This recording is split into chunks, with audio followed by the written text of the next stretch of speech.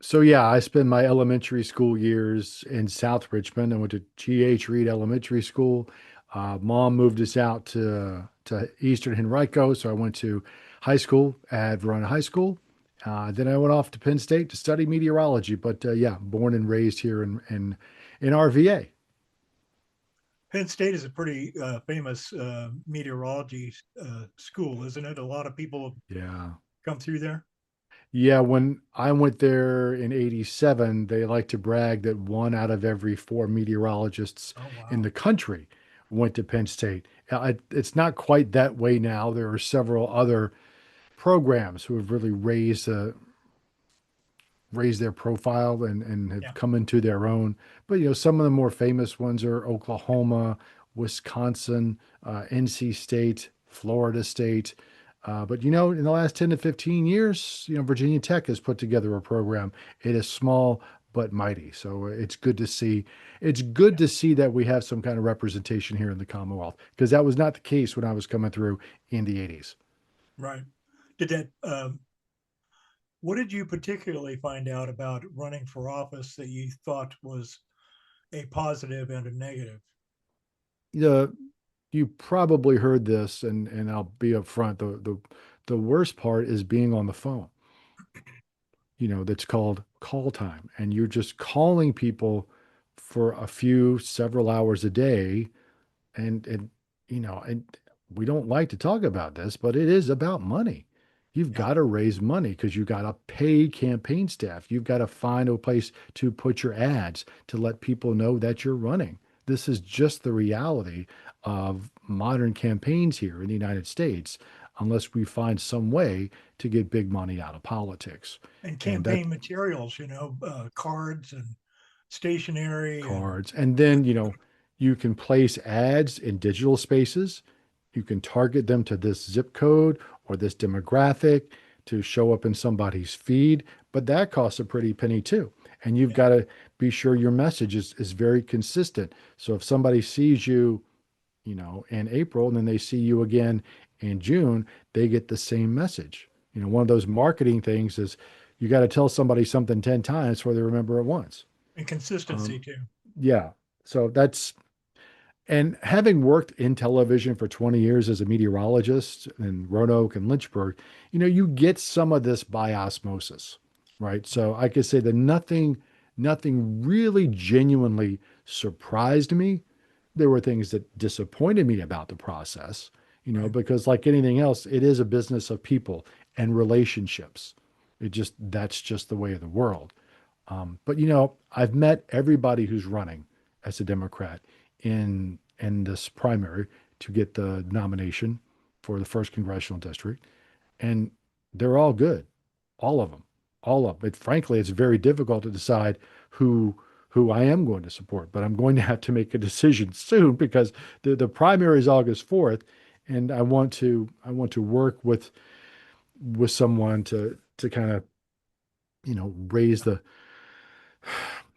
their visibility a little bit more. Yeah. But Lend it's your hard credibility. because you meet them all, you like them all, you respect Right. them all, but you can't vote for them all. This is how I would really love to see ranked choice voting.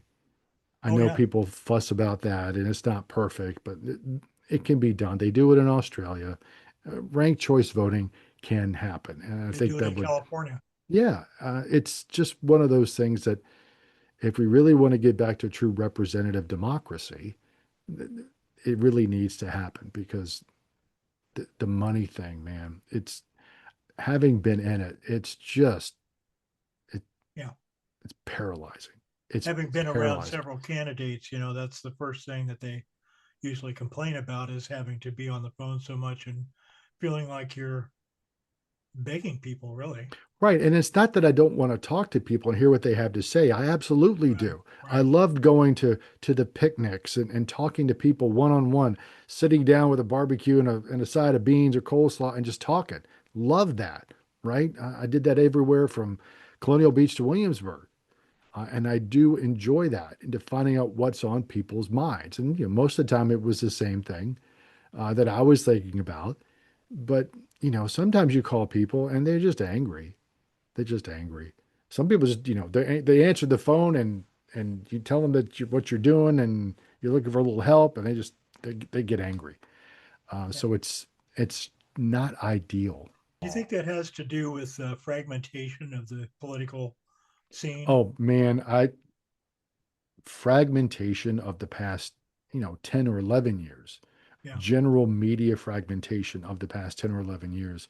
I think really, I think that is the culprit here. Well, we're so divided. Well, it's not an accident. This isn't And, just happen.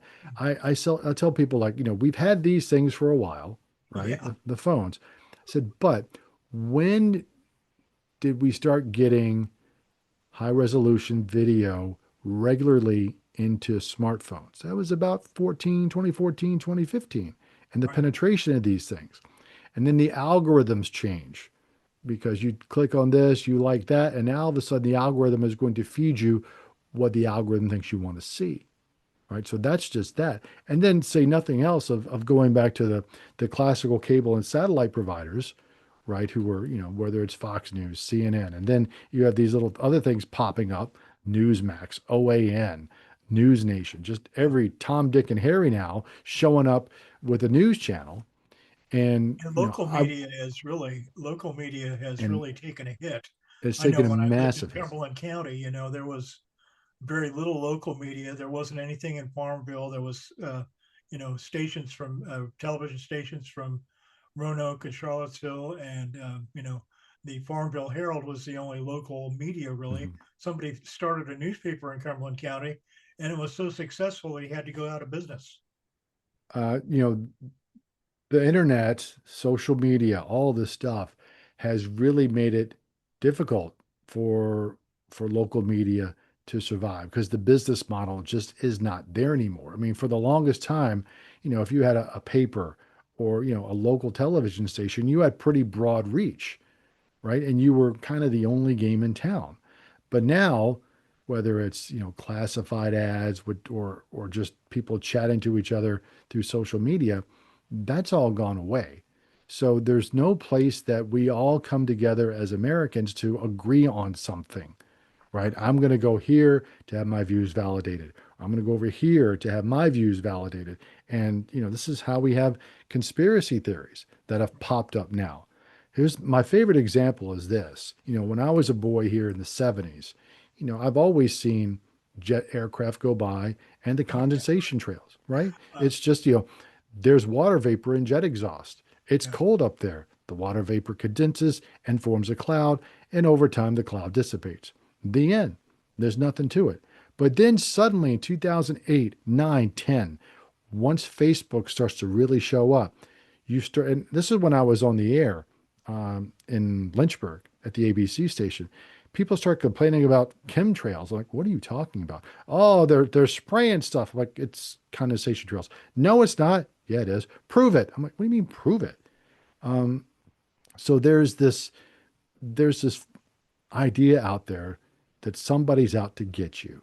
Something Right. is out of your control and they're out to get you, right? And they're hiding things, right? And I've been in a lot of rooms where people have made some decisions. And while there are things that are being hidden, that's not one of them. That Right. sure as heck isn't one of them. I mean, Jim Duncan so goes into this a lot. Jim yeah. Duncan says, talks about this on Facebook a lot because, people will come there and just disagree with facts, as if they're going to change the actual factual information. And I mean, I think a lot of people do this just to make themselves feel better because, another gag I hear is it's easy to believe a conspiracy theory when you don't know how anything works, Right. right? And Well, it the other thing that absolutely has I've to do with education. well, and not just that, but the other thing I've begun to notice, especially with Facebook in particular, how much of the feed really isn't even your friends anymore. How many people, and if you have like a public page like Jim does, and like I still do, even though I don't monitor it very much, how many of these people are really people? I mean, if it's a public page, how many of these people are legitimate people compared to bad actors at some server farm in Hungary? Or, I don't know, right? So for me, there's very little use for Facebook anymore. I largely see that as It's a data scraper for Mark Zuckerberg, right? I'm not getting much value out of it at Yeah. all. I will occasionally post some things there because I have six or 700 people that are interested in what I'm doing. But I mean, that stuff's not getting play because Yeah. it's not rage bait. Hey, it was hot yesterday. That's not rage bait, right?